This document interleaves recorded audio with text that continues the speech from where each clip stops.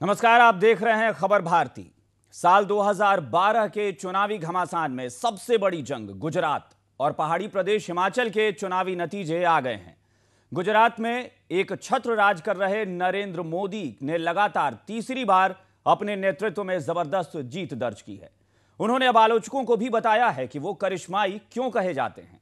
लेकिन हिमाचल प्रदेश की जनता ने अपना इतिहास दोहराते हुए एक बार फिर सत्ता परिवर्तन किया है और बीजेपी की जगह कांग्रेस को सत्ता की चाबी सौंप दी है। लेकिन अब बड़ा सवाल यह है कि इन चुनावी नतीजों का साल 2013 में होने वाले मध्य प्रदेश, छत्तीसगढ़ और राजस्थान के विधानसभा चुनाव पर क्या होगा असर। इसी सवाल पर हमारी खास पेशकश इलेक्शन इंपैक्ट की महाबहस के साथ मैं हूं अभिषेक कात्यायन और हमारे साथ स्टूडियो में मौजूद हैं मेरे सहयोगी अनुराग अमिताभ। और इसके अलावा हमारे साथ जुड़े हैं स्टूडियो में हमारे मेहमान पीयूष पंत जी। पीयूष जी, आपका भी स्वागत है।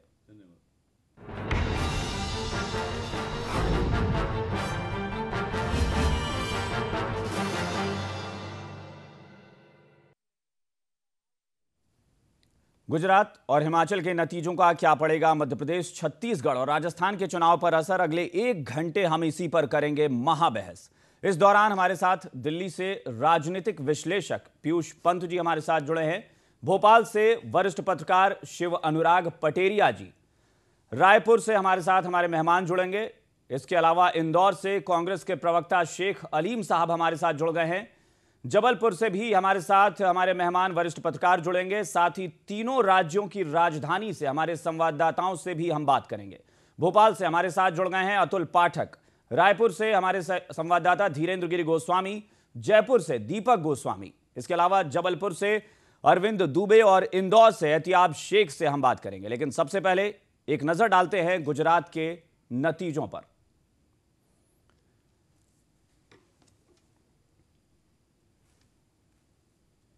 चलिए हम एक नजर डालते हैं गुजरात के नतीजों पर और हम बताते हैं कि किस तरह का रहा है नतीजा।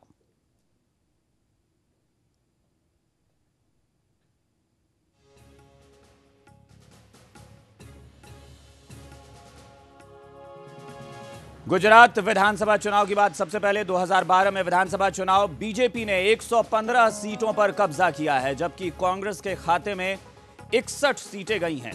वहीं गुजरात पीपुल्स पार्टी, अलग पार्टी बनाए पटेल साहब, लेकिन उन्होंने भी बहुत ज्यादा कुछ खास नहीं किया, सिर्फ 2 सीटों पर और 4 अन्य के खाते में। सबसे बड़ी बात यही है, केशुभाई पटेल जो कि इस वक्त बीजेपी के लिए सबसे बड़ी चुनौती लेकर आ रहे थे, लेकिन उन्होंने बहुत कुछ खास नहीं किया। कुल मिलाकर कांग्रेस जरूर 61 सीटों पर, यानी पिछली बार से 2 सीटें बढ़त बनाने में कांग्रेस कामयाब हो गई है। बीजेपी की कुछ सीटें यानी 2 सीटें कम हुई हैं, 117 पिछली बार, इस बार 115।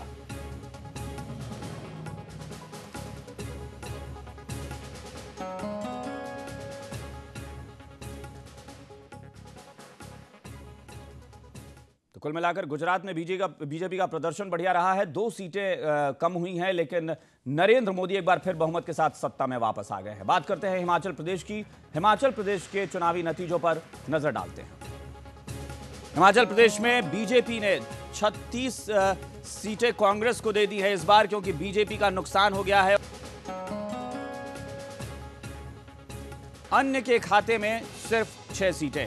इस बार बीजेपी का प्रदर्शन पहली बार से बहुत खराब रहा है। करीब 15 सीटों का नुकसान हुआ है बीजेपी को।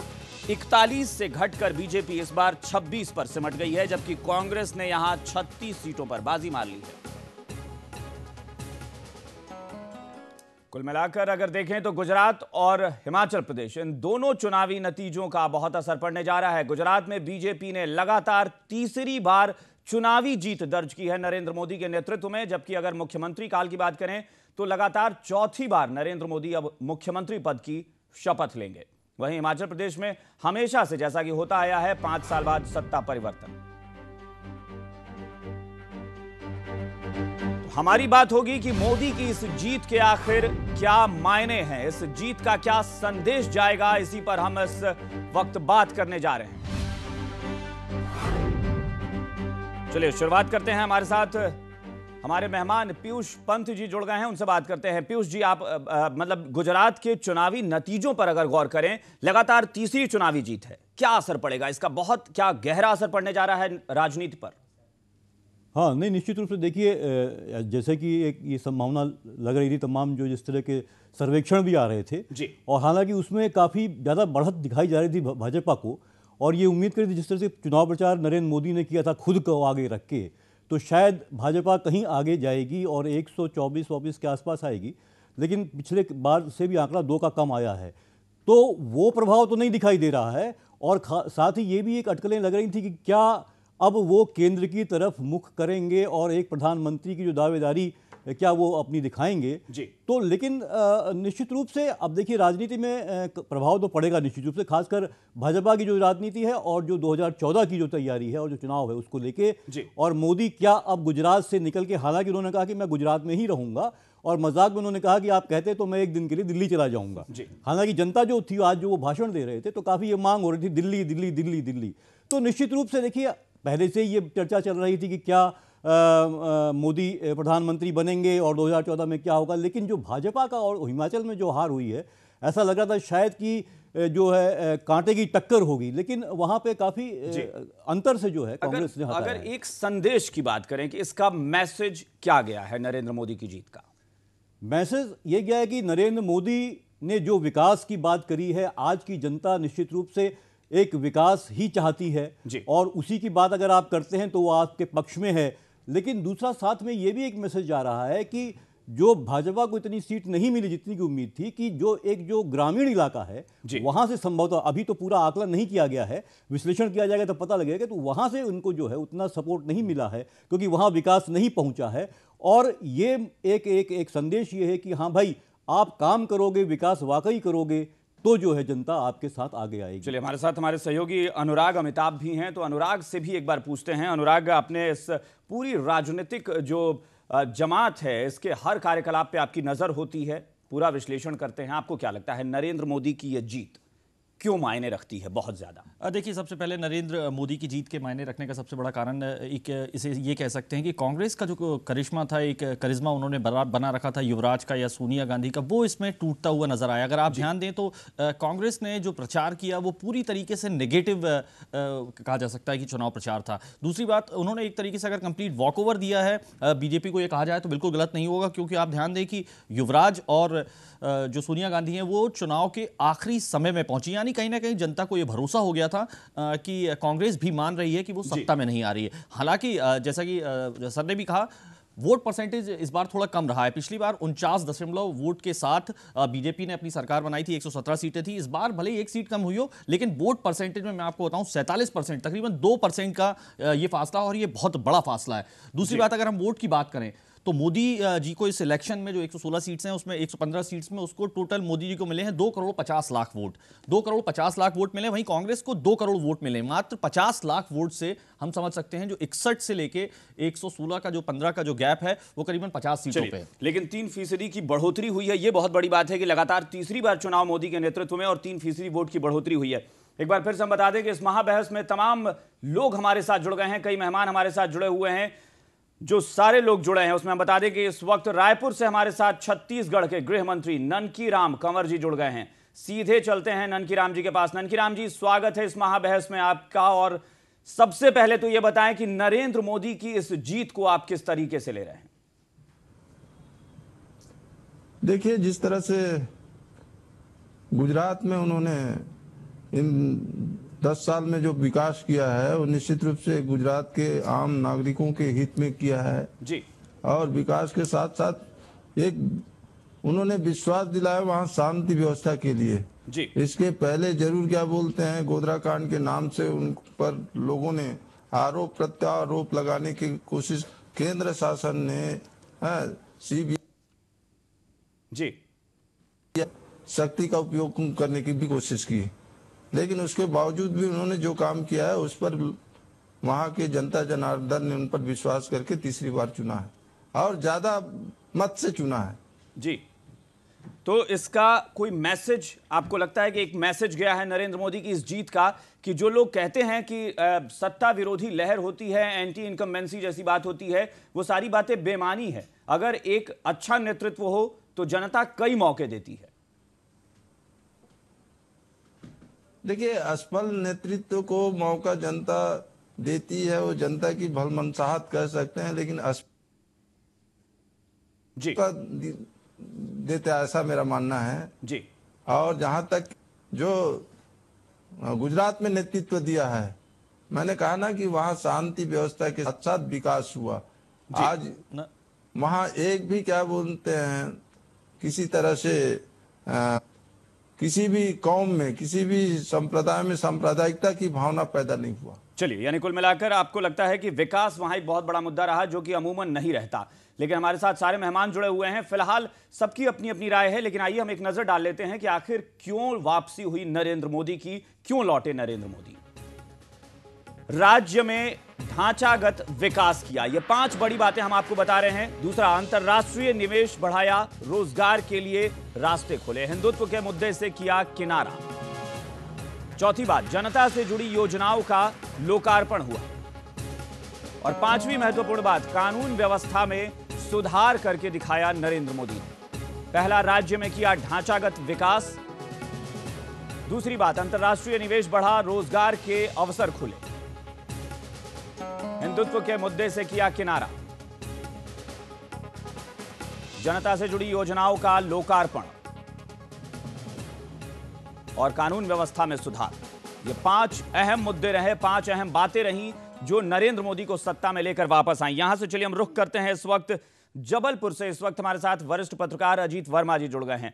अजीत जी, कितना इत्तेफाक रखते हैं जो 5 बातें इस वक्त हम कर रहे हैं, 5 जो बातें हमने उठाई हैं कि नरेंद्र मोदी की वापसी की यही वजह रही? नहीं, आपने जो 5 बिंदु गिनाए हैं वो 5 के 5 बहुत प्रासंगिक और बहुत महत्वपूर्ण है और बहुत मायने रखते हैं। लेकिन मैं कहना ये चाहता हूं कि देखिए, नरेंद्र मोदी जी की जीत जो है वो अप्रत्याशित नहीं है। लोगों का अगर ये कयास था कि कांग्रेस के प्रति वहां बड़ा जनसमर्थन बढ़ रहा है, तो ये अंडर करंट में ऐसी कोई बात नहीं थी जो संकेत देती हो कि कांग्रेस के प्रति समर्थन पूर्वापेक्षा बढ़ा है। केशु भाई पटेल का फैक्टर भी लोगों ने केवल मीडिया में छाया रहा, उन्होंने कुछ सभाएं की, लेकिन केशु भाई का फैक्टर पहली बार भी एक बार नलीफाई हो चुका है। केशु भाई एक बार पहले भी बगावत करके जो है चुनाव मैदान में उतर चुके हैं। तो क्या फर्क पड़ना था? ये बात जो फर्क पड़ा, वो फर्क ये पड़ा कि नरेंद्र मोदी के खिलाफ जो सारे लोग एकजुट हुए, बड़ा प्रचार हुआ, उसका उनको फायदा भी मिला। ये एक होती है बात कि जब एक किसी नायक के विरुद्ध सारे लोग एक हो जाते हैं तो उसके प्रति लोगों की सहानुभूति जाग जाती है। ये एक स्वाभाविक मनोवैज्ञानिक प्रक्रिया है, तो उसका फायदा श्री नरेंद्र मोदी को मिल गया। लेकिन मैं कहना चाहता हूं कि बार बार अगर हम ये जोड़ रहे हैं बात कि दिल्ली का रास्ता खुल गया, तो मैं कहना यह चाहता हूं कि सूतना कपास जुलाहे से लठालठी 2014 में अभी बहुत वक्त है। जब भाजपा के सत्ता में आने का मौका मिलेगा तब ना नरेंद्र मोदी प्रधानमंत्री बनेंगे। तो अभी से कहां से प्रधानमंत्री बनने के ये प्रोजेक्शंस चलते रहते हैं। ये राष्ट्रीय अजीत जी, इस वक्त इंदौर से हमारे साथ खुद कांग्रेस के प्रवक्ता शेख हलीम साहब जुड़ गए हैं। शेख हलीम साहब, आपको क्या लगता है कि नरेंद्र मोदी की वापसी की वजह ये जो 5 मुद्दे हैं, क्या यही जिम्मेदार है या कोई और वजह थी कि नरेंद्र मोदी वापस आ गए? नरेंद्र मोदी की वापस आने की इन 5 वजह में से कोई वजह सही नहीं हुई है।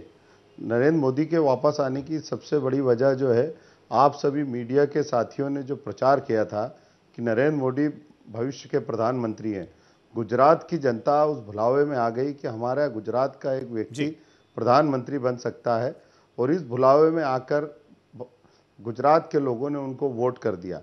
और वो इसके साथ ही एक बहुत ही कूट राजनीतिक है कि उन्होंने, आपने देखा होगा शुरुआती चरण में ही अहमद पटेल का नाम छोड़ा कि अहमद पटेल को सोनिया गांधी मुख्यमंत्री बनाना चाह रही है गुजरात का। उन्होंने फिर वही हिंदू मुस्लिम का कार्ड अहमद पटेल के नाम पर भी खेला, जबकि अहमद पटेल को ना तो सोनिया गांधी बनाना चाहती थी और ना वो बनना चाहती थी। तो उन्होंने हमेशा, जैसा आपने बोला, हिंदुत्व को छोड़ा। तो उन्होंने अहमद पटेल का नाम जो लिया सिर्फ इसलिए लिया कि वो एक मुस्लिम व्यक्ति है, और यह व्यक्ति एक कूट राजनीतिक के तरीके से गुजरात की जनता को लगातार, जब ये पहली बार मुख्यमंत्री बना, इसको लगा कि सत्ता जा रही है, इसने पूरे गुजरात में दंगे करवाए और इसके विधायक।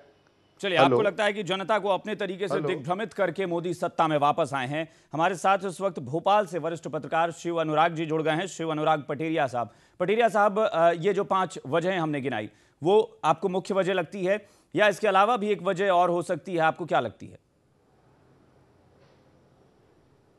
देखिए, आपने जो 5 वजहें गिनाई हैं, वास्तव में वो 5 वजह हैं, लेकिन इसके अलावा चुनाव बहुत से मुद्दों पर लड़ा गया। सबसे बड़ी बात है गुजरात के चुनाव के बारे में कहना चाहूँगा कि मोदी का खुद की अपनी ताकत पर लड़ा हुआ चुनाव था। संघ का परिवार के बहुत से अधिकारी केशुभाई पटेल के समर्थन में खड़े हुए थे और किसान संघ के अध्यक्ष तो केशुभाई पटेल के मंच पर जाते थे। पिछला चुनाव उन्होंने विश्व हिंदू परिषद के विरोध के बावजूद भी जीता था। प्रवीण तोगड़िया उनके खिलाफ खड़े हुए थे। तो दरअसल नरेंद्र मोदी ने जो शख्सियत बनाई है, अपनी जो ताकत बनाई है, एक प्रतिबिंब दिया है गुजरात की अस्मिता को। कई लोग इसे उनका दर्प भी कहते हैं, कई बार लोग इसे उनका एरोगेंस भी कहते हैं, लेकिन गुजरात को एक पहचान दी। गुजरात मूलतः व्यावसायिक राज्य है, व्यवसाय करने वालों का राज्य है और उनको कानून व्यवस्था की स्थिति भाती है। हर व्यापारी को लगता है कि स्थिरता रहे और कानून व्यवस्था की स्थिति ठीक रहे। तो नरेंद्र मोदी ने इस मोर्चे पर पटेरिया साहब एक बार हम फिर से अपने दर्शकों को बता दे रहे हैं कि इस महाबहस में तमाम लोग हमारे साथ जुड़े हुए हैं। इस वक्त राजनीतिक विश्लेषक पीयूष पंत जी हमारे साथ दिल्ली से जुड़े हुए हैं, भोपाल से भी हमारे साथ मेहमान हैं, इंदौर से भी हैं, हर जगह से मेहमान हमारे साथ जुड़े हुए हैं। एक छोटा सा ब्रेक फिलहाल हम लेंगे और ब्रेक से लौटेंगे तो हम अपनी चर्चा को आगे बढ़ाएंगे। हम बताते हैं कि ब्रेक के बाद भी ये एक अहम सवाल कि आखिर नरेंद्र मोदी की जो वापसी हुई है वजह क्या थी और मोदी की इस जीत के मायने क्या हैं, इसके दूरगामी प्रभाव क्या पड़ सकते हैं।